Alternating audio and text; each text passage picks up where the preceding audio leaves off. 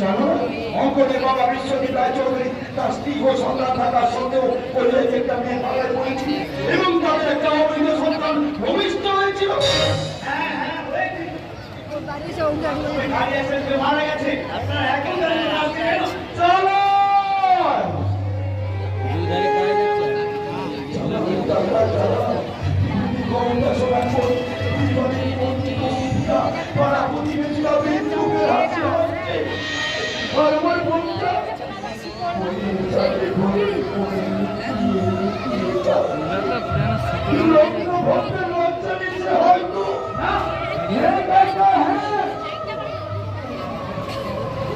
জন্য দায়িত্ব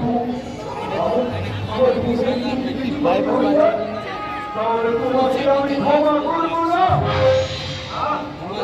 সবসময় মাথা কাজ করে চলে সমাজকে বানিয়েছেন এবং এবারে তাদের জীবন অঙ্কনকে বাঁচানোর কথা বলেছেন। অঙ্কনকে আমি বাঁচাবো।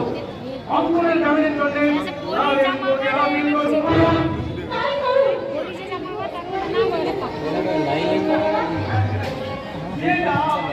সামান ছাড়ি করে খুলে মারছে